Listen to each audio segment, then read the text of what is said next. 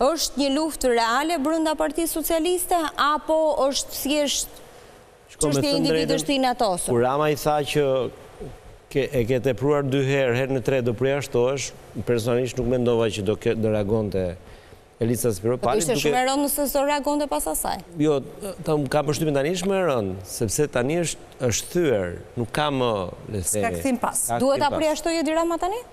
Tani kjo është një sfidë për Ramën, edhe Rama për ta përjashtuar ka një lloj kosto, qoftë edhe në publik, por de facto Elisa Spiropali mund të konsiderohet e përjashtuar. E vetë përjashtuar si Saliani jo, dhe ajo? Jo, e përjashtuar, por do rri aty në cep të grupit parlamentar, ka muaj që është në cep, javë, sepse që kam mbledhur grupit tani nuk është më në afër kryeministit. Nuk është në Ballin. Nuk është në atij, është në një cep aty afër, bashkë me Braçën në një cep edhe rinë. Jo, Erion Braçë gjithnjashtu ka qëndruar. E ka qëndruar vetë. Ti është bashkë me Braçën deri është? Në çdo mbledhje grupi gjithmonë ka qëndruar në cep. I kthehemi asaj ides që çfarë ndodhi që Elisa Spiropali reagoi kaq ashtu. Jo reagoi, sfidoi Ramën, nuk është reagim, ky është sfidim. Pra, Rama i tha unë të përjashtoj dhe zonja i thot po më përjashto. Tani, që ta ndërmarrësh një hap të tillë, kam përshtypjen duhet kesh një, le të themi, një grup njerëzish brenda atij grupi që ndoshta arrin në heshtje, por që nesër mund të shfaqen. E ka zonja Spiropali këtu? Të nuk di ta them, por logjikisht duhet ta ketë. Nëse se ka, atëherë është një veprim i një njeriu, individi që është veprimi është i destinuar të harrohet shumë shpejt me këtë gjë që po bën Rama, duke lënë në heshtje. A zonja Spiropali indicje që në qoftë se Rama largohet në një moment të caktuar mund të jetë ajo pasuese Ramës në krye të Partisë Socialiste?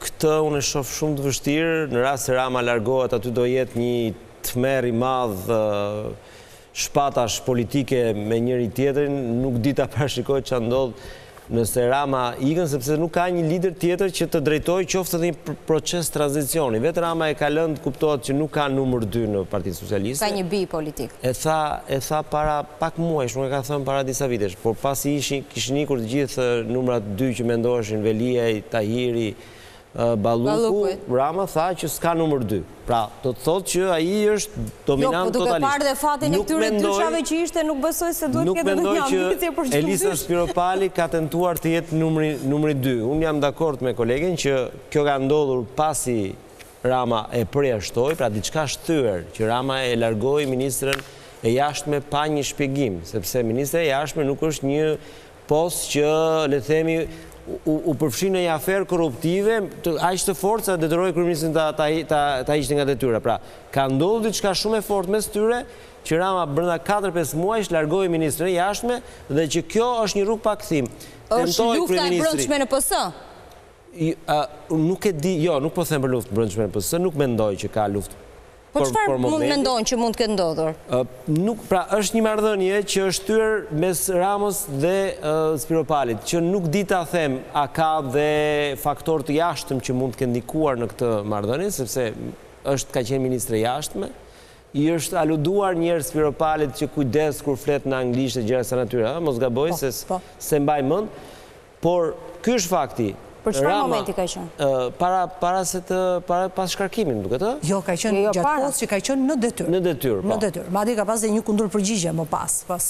Kjo ka qenë, domethënë, indicia që ne kemi krijuar një ide që mund të ketë patur diçka që vinte edhe nga jashtë, si ministre jashtme, dhe unë këtu jam kundër, në parim. Ministrat e jashtme, kushdo qofshin ato, nuk mund të le themi nëse ka ndodhur, po e marrë gjithnjë si situatë hipotetike, nuk mund të hedhin fjalë që mund të jenë në dëm të kreut qeverisë apo të qeverisë të ku bien pjesë. Sado i fortë jetë shteti që ti mund të raportosh ose sado mik të jetë ky shtet, ministri i jashtme duhet të jetë vetëm besnik shtetit shqiptar.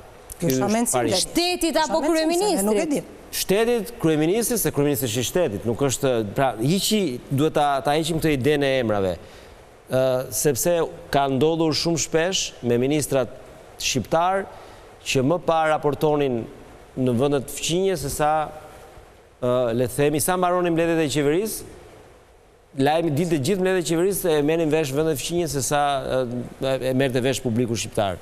Kështu që nga kjo pikpamje unë nuk e di nëse ka ndodhur apo jo, por parimisht nëse kjo ka qenë thyerja, atëherë Rama ka patur një lloj të drejtë në bindjen time. Pra, kushdo që e bën këtë veprim, nuk mund të lejohet dhe kjo është e natyrshme që kryeministri do veprojë.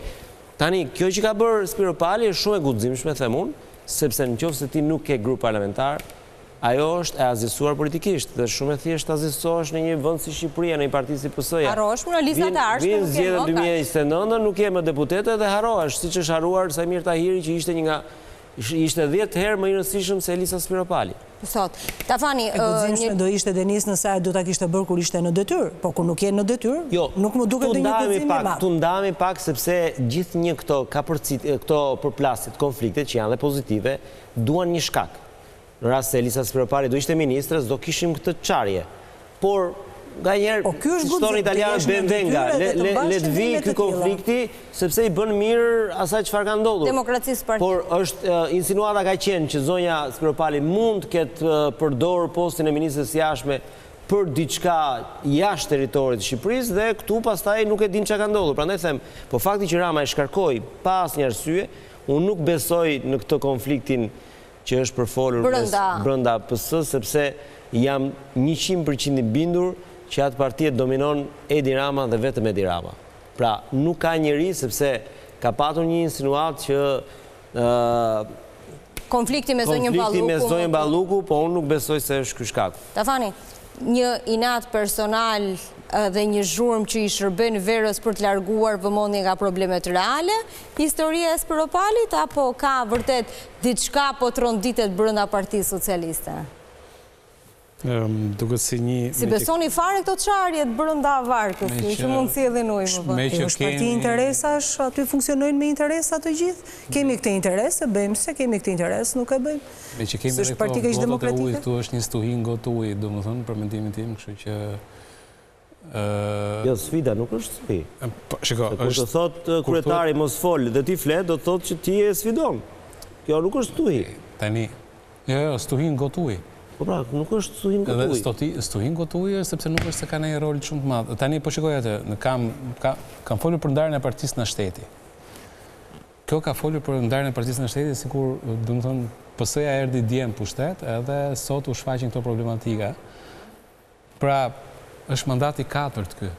S'ka rëndësi. Ky është mandat, po jo, po ka rëndësi, si s'nuk ka rëndësi. Pra, kur ke folur ti se paktën ne që jemi marrë çik me media, nuk kemi dëgjuar ndonjëherë në një fjalim për ndarjen e partisë. Po mirë, mos tani është e shkputur nga detyra dhe ka më kollaj të merret me çështjet e partisë. Ka folur si puna domethënë ka folur ku?